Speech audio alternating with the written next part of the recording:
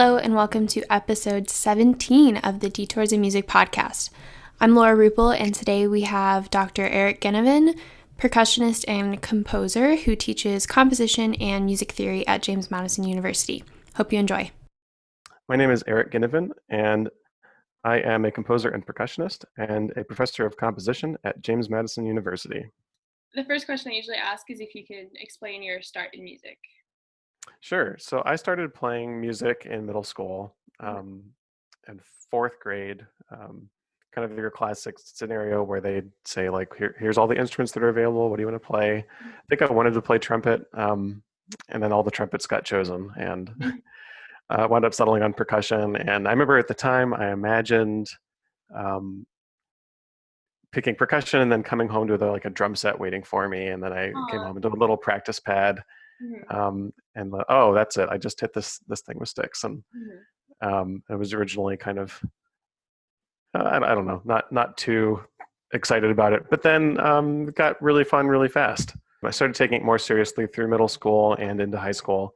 For most of that time, I presumed that I was going to be a scientist or go into the sciences and in college and have a career there. So it was really kind of late in high school when I started composing by experimenting with notation software. At the time, it was this program called Cakewalk, and then eventually Sibelius. I'd gotten an assignment from my band director when I was a junior in high school to do an arrangement of Christmas songs, or just arrange a Christmas song as a MIDI class project. And we had recently played a piece by popular band composer David Holsinger called Abram's Pursuit, and it was kind of like the community favorite piece. So I took that piece and took out all of the melodies and replaced them with Christmas songs. Okay. And it was a fun project, but it turned out well.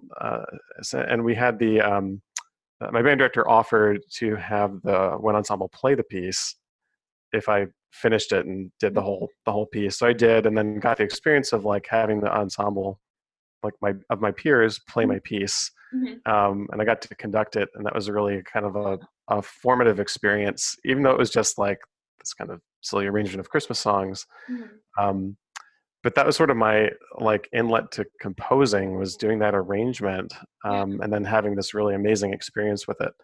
That was sort of actually the tipping point of where I realized like that was what I wanted to do, and not and I kind of like changed course and applied for music in college instead of the sciences, which I was just kind of planning on going to the whole time. Do you think that your band director kind of gave you that assignment just as like, oh, like he's someone that looks bored, like here's this, or do you think it was like he knew this was in you? I guess. I think it was a class project. So there was like a small MIDI class. So it was just, everyone's going to have the same assignment to just explore notation software, just do a Christmas arrangement. But I think where he saw that is he saw the initial minute of work I did, and thought it looked promising, and for something beyond the constraints of the assignment. And in retrospect, I'm really like, super indebted to him seeing that and giving me that opportunity, because I'm not sure I would have had the confidence to make the decision to go all in for this in college without having that experience that really said like, no, I have something to say. I have the technical skill to pursue this, and that I had an amazing experience with my peers, which is ultimately what it comes down to. I want to have share a part of myself, my voice, with people through the music I do, the music I create, and had a really formative experience doing that with my peers at that critical point in my education. Is that Christmas piece that you arranged still available? It's I think if I wanted to actually like publish it, I would need to get copyright clearance from from David Holsinger. Since it really is just like his piece with the melodies replaced. So I haven't really done anything with it yet, but I still have that recording, and sometimes I'll still pull it out and like relive that moment and remind, when you need to remind yourself like, why did I decide to go into this, Yeah. like go back to those moments that really made you come alive and feel super inspired. And was that in middle school or in high school? That was my senior year in high school. Okay, so it really was like right before you were going to make a decision about. Mm-hmm. You know, I was like all but ready to apply to college for science and Mhm. kind of last second pivot based off that experience. Did you consider doing a double major? I thought about it, Mhm. but I also wanted to double major in both percussion and composition. Okay. So and I did ultimately, but I Mhm. didn't want to. I thought it was going to be too much to add another major on top of Yeah, that I'm sure. double, and I think it would have been. Like, where did your experience in high school lead you to attend school? Sure. So I went to Indiana University for my undergraduate degree, and then University of Southern California for my master's and doctoral programs.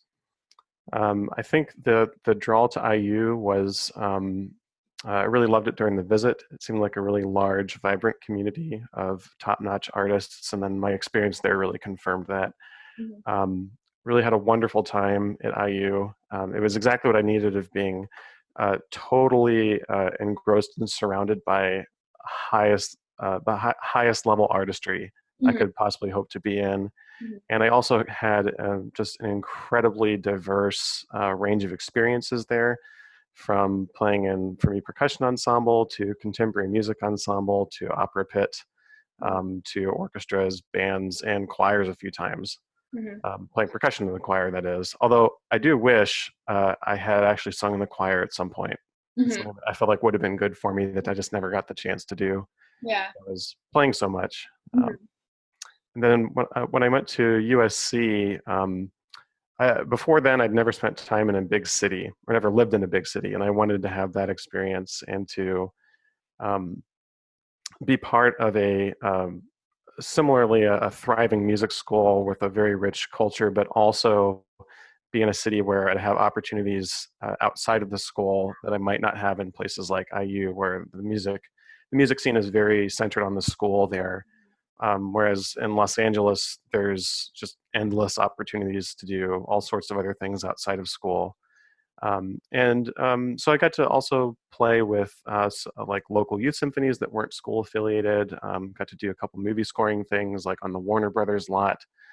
Um, got to play in numerous concerts that were not at schools also. So really got to kind of spread my professional wings and get out into the like what felt like the real world more so than school performances. Did you feel like your composition when you were in grad school was your main focus, or was your performing?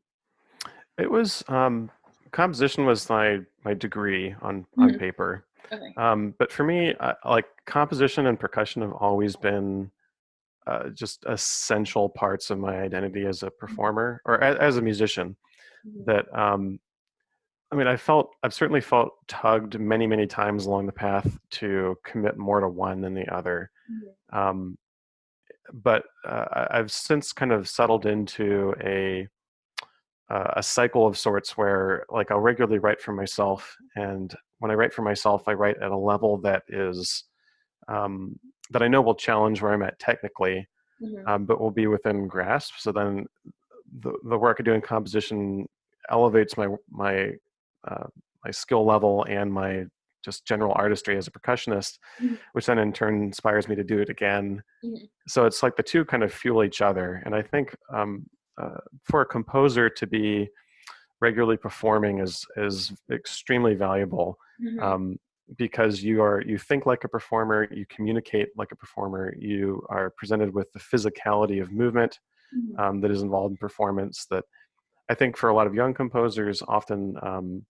composition can feel like entering notes, like you're creating this abstract representation of the sound, where in reality you're also creating stage directions for movement, Mhm. telling people how to produce sound, how to interact with each other, and being a performer throughout the process of composing, I think keeps you grounded in those really important considerations. Yeah, definitely. I Mm. know as an oboist, it's very obvious to us if the person writing it either like knew the oboe well or played the oboe, because it's like, oh wait, like this is crazy hard, but I can actually do it versus Hmm. this is not going to happen. So Right. I'm sure the people who play your pieces are appreciative. They are when I do a good job of like considering the instruments limitations, Yeah. which I try to do a lot of the time. But I certainly got the comment a lot of times along the way, like, "Well, you're definitely a percussionist composer." I ask them to count for a certain way, approach rhythm or texture or something like that. Yeah. Do you think if you weren't a musician now, you would go back to something in the sciences? I think it would either be it would be the sciences or potentially law Okay. or computer science. I think it would probably be one of those three. Okay. I was really interested in law in high school for a bit too. Like I did the mock trial team and Mm. um, actually like I know well I teach music theory classes regularly and a lot of like higher level music theory is about making an argument, like a persuasive argument about how you see or interpret something. And I think that I'll get excited about that Mhm. with music, but I had a similar excitement about the act of like putting together a compelling argument Yeah. um, in other settings like law too. So I could have seen myself going down that route in some alternate reality, but Mhm. probably one of those three things if it wasn't a musician. Yeah. Have you ever been in your professional career like genuinely considered switching? I've certainly thought about it. I never been at the point where I was ready to make the switch, Yeah. but I've certainly had plenty of instances where I've sat there and gone, Yeah. what if?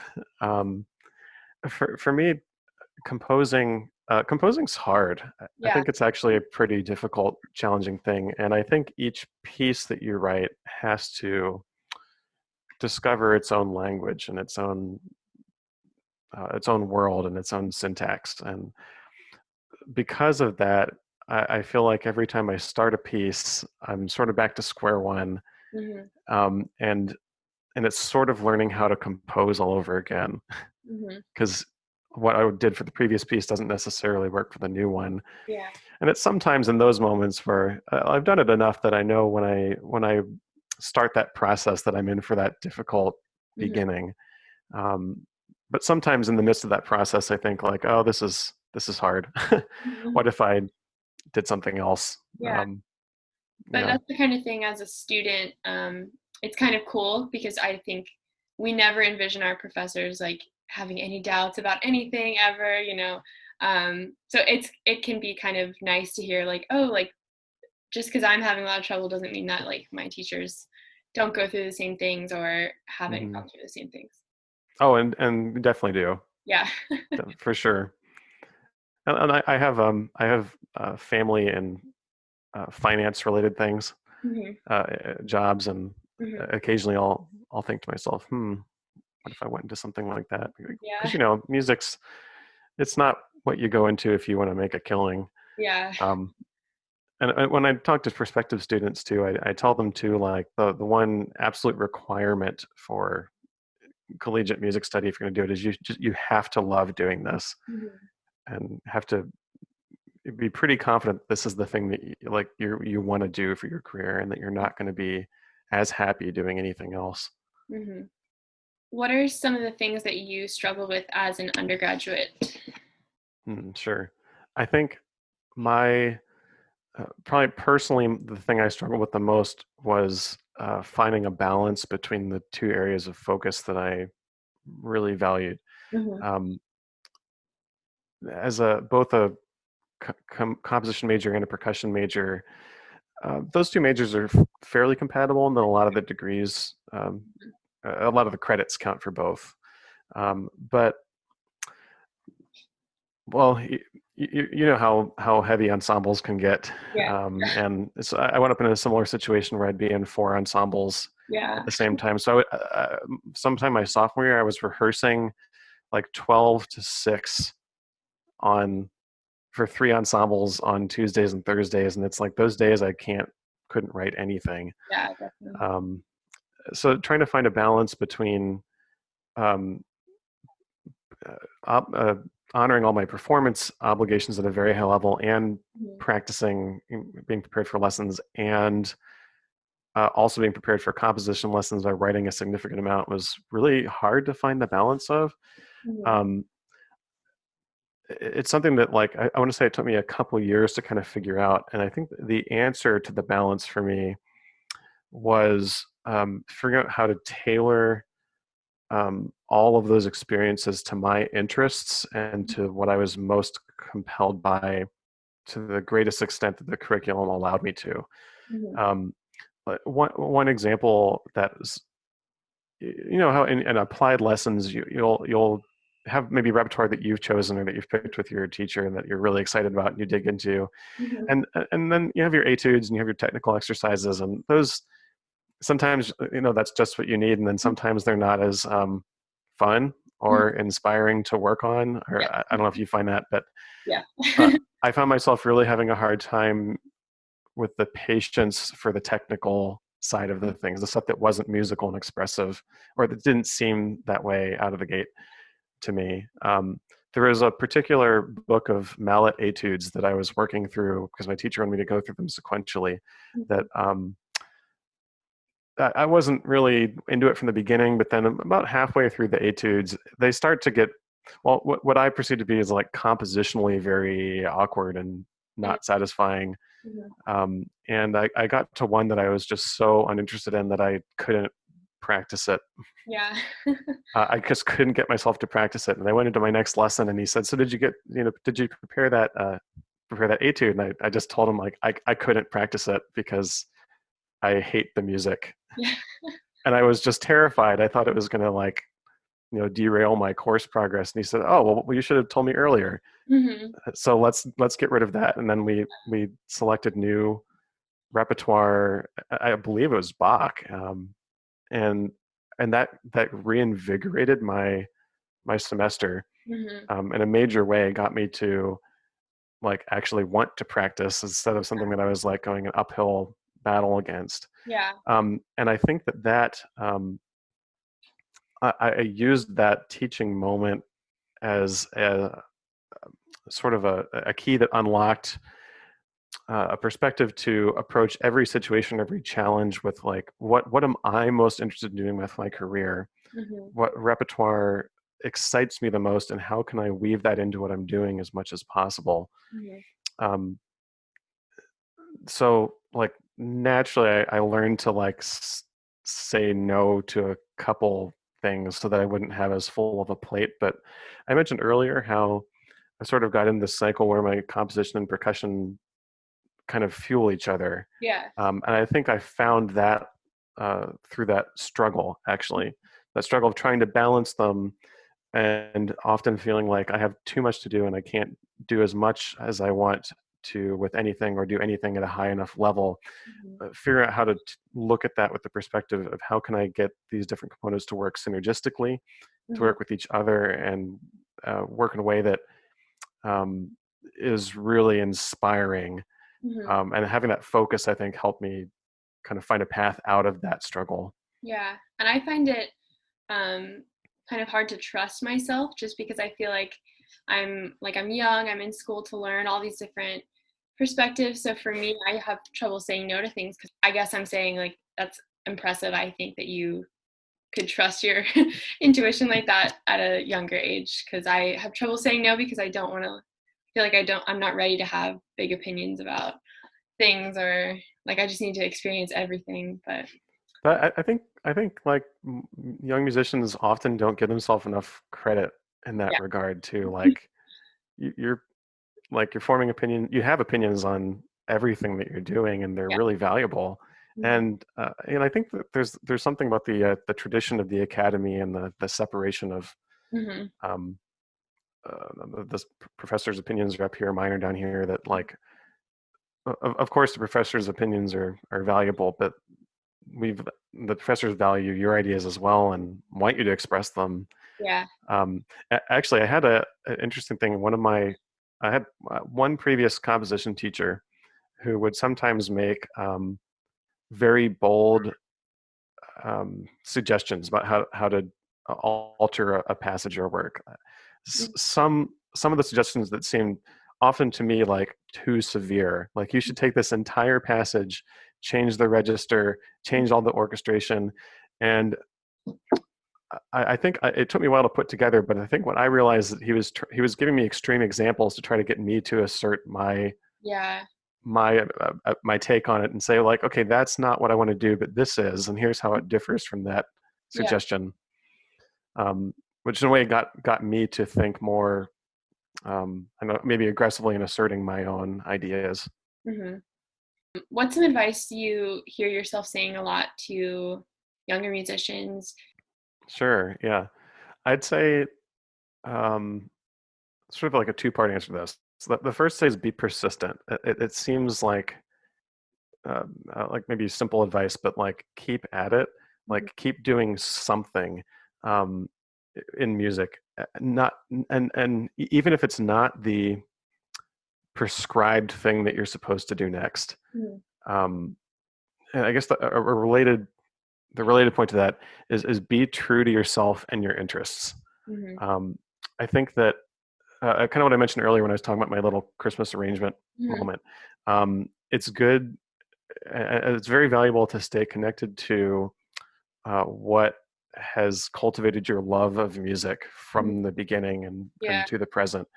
Um, and I think you want to allow yourself freedom to do work that is off the sometimes seemingly narrow path of the academy, where it's set up in a way to kind of where it feels linear, like you're working through this progression of, okay, now you do this, now you're 200 level, now 300 level. The reality is, like building a career in music, it doesn't work like that. It's very non-linear. Let me bring up the idea of a detour, the fact that it's like not a direct or linear approach. There's roundabout ways of getting to it. That when when you find yourself struggling, whether or particularly struggling with something in the academy, let yourself go off of that path and do something you really love, or revisit some repertoire that you really love, or an experience you've had that was amazing, or a way that you can develop your portfolio as an artist in a way that broadens your palette a little bit, or adds a skill to your tool set that you didn't have, or that gets you stylistically stretched a little bit. I think a lot of people will say, like, in hindsight, oh, I wasn't ready for like to take class piano seriously or aural skills seriously, but then like as a senior, I was thinking, oh my gosh, I should have done that. I've heard people talk about that on the podcast, and it's like, yeah, it is kind of unfortunate the way we have to kind of front load a lot of the courses that you need forever, and then we're not always totally committed to what we're being taught at the time. Right. Yeah, and it's that challenge of having like only 4 years where you have to cover so much, and so much of it needs to happen before other things, that it's like the curriculum is like the best we can assemble, but I don't know, it's fun to try to imagine like what it would look like with less structure and more, just much more cross-pollination. Um, I hope we can keep finding opportunities to experiment with that sort of thing in the future. Definitely. Looking back on your career, do you think that you've had a musical detour moment? And there can be multiple. Right, it can be like different, or yeah, it can mean different things, different people too. Yeah, exactly. Yeah. I'd say there's a couple points along the way where I think I perceived myself on one path, but then discovered I had sort of changed or found an interesting new direction to explore. I mentioned earlier how like I've always found composing challenging. Like it's a tough process, and like when I go to restart a piece, it's about learning what the piece wants to say and what it is, what's it about. One sort of detour along that path of my stylistic personal development was getting the chance to go to Japan in 2006. Got invited to go play a concert there with a colleague from Indiana, and wrote a piece for it, took it there, premiered it. That was also my first trip out of the US. But that visit opened this, kind of ignited a really strong interest in Japanese traditional arts and culture for me. So I basically came back from that trip really inspired by the scenery, Mhm. and the arts and culture, and spent a great deal of time researching um, Japanese traditional music, specifically gagaku music and like imperial court music. And at the same time, I was starting to meet and work with one of my teachers, Stephen Harkey, who a lot of his work is draws from musicological sources, Mhm. often older ones, and it that new interest in a non-Western art, um, combined with some guidance to explore and try to invite the influence of um, non-Western music and older music, Mhm. led to a whole series of pieces that were kind of, I wrote a lot of them about around 2008, 2010 or so, Mhm. but kind of started a big series of pieces that's continued on to, it still continues my output, like pieces that are inspired or shaped by Japanese arts and culture. Mhm. And it's sort of a,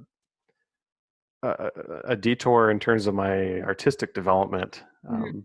not so much like career development, but Mhm. um, one other was a kind of a different sort of detour, was when I finished my doctorate. Mhm. Around the time I finished the doctorate, I wound up teaching at a public charter school in Los Angeles for grades 6 through 12, Mhm. and with almost the overwhelming majority of the school coming from economically disadvantaged backgrounds. And it's a school that like had really amazing flexibility and experimentation with their curriculum. Mhm. Um, in the school, like every student plays an instrument or dances. So like the idea that every student is an artist, is a practicing artist. And most of the students were starting on string instruments at sixth grade, so late relative to a lot of their peers. Mhm. Um, but the curriculum also did a lot of those interesting things, like students. Every student in the school took music theory every year. Wow. Continues to. I mean, they're still going. And now I believe they might be a K through 12, actually. And not only that, but they for one or two of the years I was there, all of the classes Mhm. were mixed age level for the entire range of the school. So I had something like 16 to 20 theory classes, and all of them had sixth graders to 12th graders in the whole range, and the entire gamut of experience within there too. And I remember at first being really like thrown Yeah. off by this, like, what do I do? Because I have students that can like, for a theory class, can like write in all the analysis and talk about the phrase structure, and then this other students that like can't read the notes. Wow. Um, but I actually found it to be the opportunity to experiment that way to be very inspiring and compelling. The idea that like the students aren't just learning from me; they're learning from each other, Mhm. and that I can ask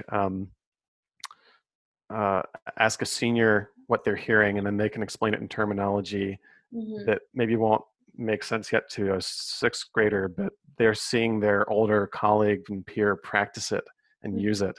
Yeah. And in a sense, they can sometimes absorb more that way than they can from reading a textbook, or well, actually, I think that's actually a more natural way of learning. But then Mhm. I also saw some instances there where um, in that I'm playing like the Bach C minor or C major first prelude from Old Temper Clavier, and asking everyone to basically listen for the phrase structure, and then have a couple seniors that are saying like, "Oh yeah, here it is," and then they mark it out. Here's this chord. But then I have a sixth grader saying, "But I think I hear something a little different here, Mhm. and I don't know what to say about it, but it's different." Yeah. And give me a chance to ask the older students to explain what they're hearing, and then actually uh, well, long story short, it made for this really awesome learning environment. Mhm. And the way that this was a detour for me is that it got me to kind of completely rethink my teaching philosophy, Yeah. not just at the high school level, but also for the college level. Mhm. It like I was applying for jobs, like the job I currently have at JMU, while I was in that environment. Mhm. And between years, I completely rewrote my teaching philosophy, Mhm. drawing from ideas in this 6 through 12 mixed group Mhm. um, setting. And I think that's made me a better teacher at college, having had that experience. With one of the biggest impacts of that being that I try to structure the way I teach now around concepts first. Okay. Uh, like make it like if it's a music theory class, we're presented with something that we need to understand, Mhm. and maybe we don't have the tools for it yet. We engage what we hear, and we want to understand it. And how can we use the tools? What tools can we use to understand it? How can the material that we would teach in the class by first studying reading a textbook, how could it come in naturally as a Mhm. means to help understand something? Yeah. Um, But we're filling in the need that we're able to hear before we right. are told what the need is, I guess. Right. Rather than like, okay, now we're going to learn a French augmented sixth chord. Here is and you learn it in this abstract con, context that doesn't really have any meaning to you yet. Yeah. Um, or we talk about phrase structure, but like, what is the use for it? What is the application? If we can start from something that we are playing or experiencing, and then use that as a vehicle to expand our tools and techniques to be able to understand and engage with it better. And of course, I learned this from college too.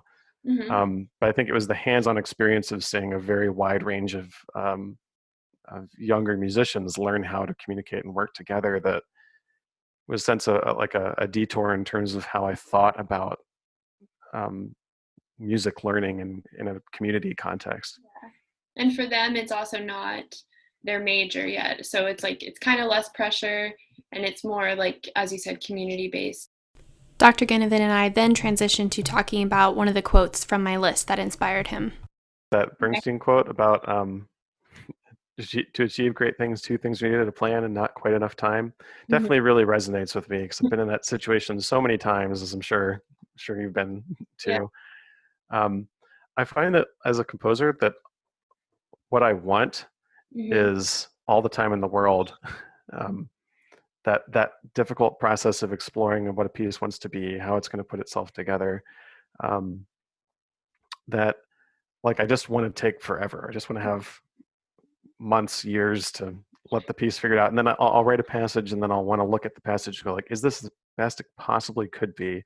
Could I tweak this? Could this chord be different? Is this long enough? Should it be one measure longer? No, it's too long.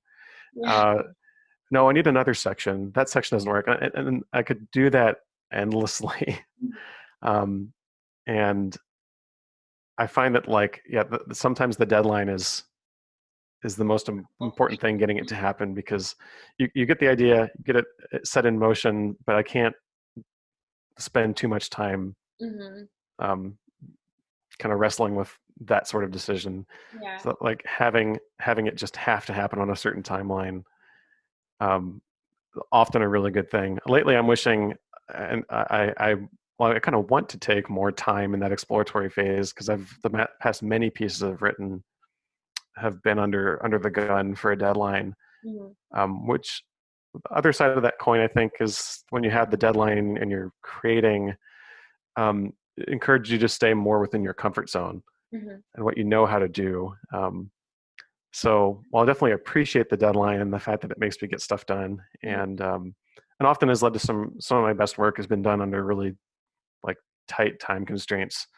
I still also want to try to balance it with Yeah. making sure I have some pieces and some work where I get to take more time with it to really explore and experiment. Definitely. I guess that kind of leads me to another question.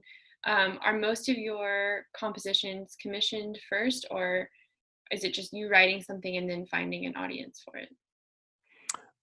For the past like 10 years or so, most have been commissioned or written for someone at a specific request. It's actually right now, for the first time in a long time, I've kind of created the space for myself to not have a commission deadline Hmm. um, kind of staring me down, so that I would take more time exploring and experimenting. because I felt like more and more of a desire over the past several years to want to try something new and to challenge myself to evolve or branch out from my comfort zone some. In that space where I have a little more space to explore while coincidentally having a little more time to do it because of this pandemic. Yeah. This next audio clip is actually from after Dr. Guinivan and I had finished the formal interview, and he was asking me a little bit about the goals and the outcomes that I can view for this podcast, and he talked about something similar that he did that he learned a lot from. I did this, I was running a website for a while called Composer's Circle. Okay. It's still up, but I haven't cultivated it for like a couple years. But I did this for almost 5 years where it was basically just like one composer and a piece and a paragraph about them on the homepage every day. And it just changed every day. So I did like almost 5 years of everyday programming, but I featured like 1,200, 1,400 composers or something. Yeah. And I was thinking of it as a service project, but it actually was like, I realized a ways into it that it had a significant professional benefit for me too, because I was in contact with all these people, if only briefly, but like they knew who I was. So I realized, that was valuable to do in that way too. And it got me listening outside of my bubble a little bit. As always, thank you for tuning in to this week's episode. I learned a lot from my conversation with Dr. Guinivan, and I hope you did too. Feel free to email us at detoursandmusicpodcast@gmail.com or stay connected by viewing our YouTube channel, Instagram page, and on Spotify and Apple Music. Thanks. See you next time.